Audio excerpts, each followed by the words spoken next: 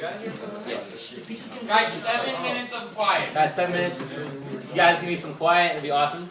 Thank you guys all for coming, first of all. It's great to start this up again. It's a wonderful program. Look forward to seeing you guys in the future.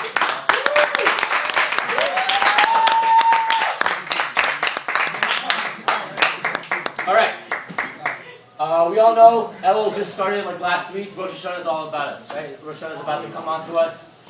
Start the new year, great time of year.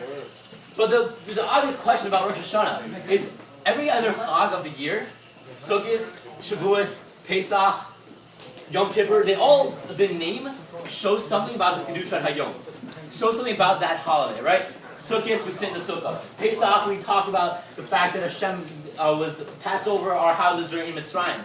Yom Kippur, Day of Kapara, Day of Atonement. What is Rosh Hashanah talking about in terms of the Kedushat Hayom? What is Rosh Hashanah saying about the day of Rosh Hashanah? Right? It's the head of the year, right? That's the time of the year. So why do we call Pesach Chag HaAviv, which is one of the names? We don't really refer to that as that. So why is Rosh Hashanah called Rosh Hashanah? So in this week's Parshat, one of the first mitzvahs, this is a Parsha with many, many, many mitzvahs. One of the first mitzvahs of this Parsha is Ben Sorah Amorah, one of the first commandments. You guys might know what the Ben Sorah Amorah is. It's the rebellious child. The child was 13 years old. He steals from his parents. He takes and he eats meat and wine. He's a gluttonous person. And the Torah says we put this child to death. The obvious question of this Parsha is, why do we put this child to death? What did he do so wrong that he deserves death? What did he do? He stole? The Torah's punishment for stealing is not death. What did this rebellious child do? Furthermore, so Rashi says that we put this child to death because we know in the future he's going to be a terrible person. We know in the future that this rebellious child is going to be someone who kills. Right? That's what Rashi says it. But this is still a question. Also, the Gemara says this rebellious son is never going to happen. It's not a practical thing. So what is the Torah talking about with this rebellious child? Why do we put this child to death? It's not even a practical issue. So to answer this question, the Torah is teaching us such a vital lesson to our lives. The Torah is teaching us the way we start something projects how we are going to finish, projects how we are going to act in the future.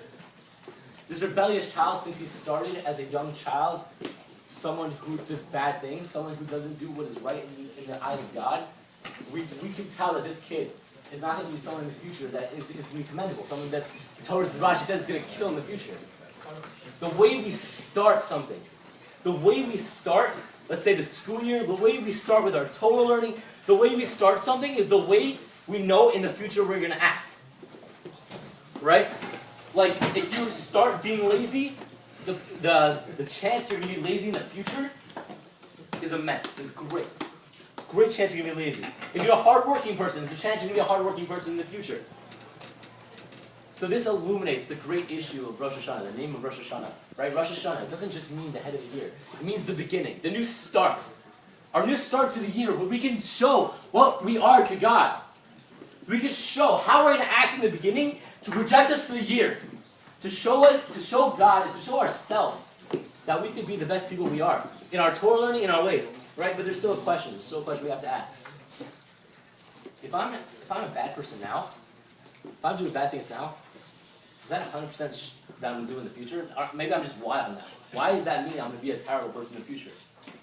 It's not like 100%, right? What's the Torah talking about? So the answer to this question is two. If you do act terrible now, if you do something wrong now, the only way you're going to fix yourself is tshuva. The only way is to self-reflect and see what you did wrong and how you can get better for the future. See how you can get better for the future.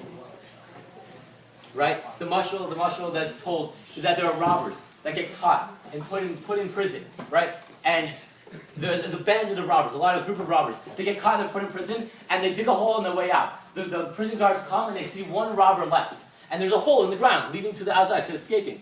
And the prison guards say, "You're a fool. Why didn't you leave? There was an escape route right there in front of you, and you didn't take it." This applies to tshuva as well.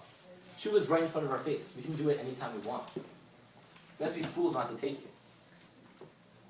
We have to do what is right. It's right in front of our face. You know, on Kollel, I was on Kollel this summer, and there was a Madrich on Kollel. His name was Rabbi Moshe Shep. He was a funny guy. So he had this thing where he would go around camp, and he would go around and he would say, "All right, I'm going off the derech." Right? He would say, "Where do I hand my kippah in?" Got it?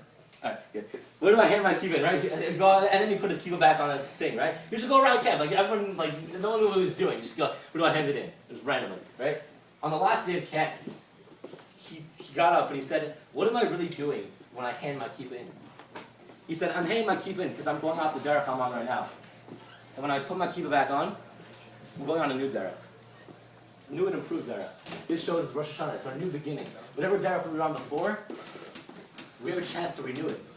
This Rosh Hashanah, this time, we have an ultimate, great chance to renew ourselves, to become better people as people.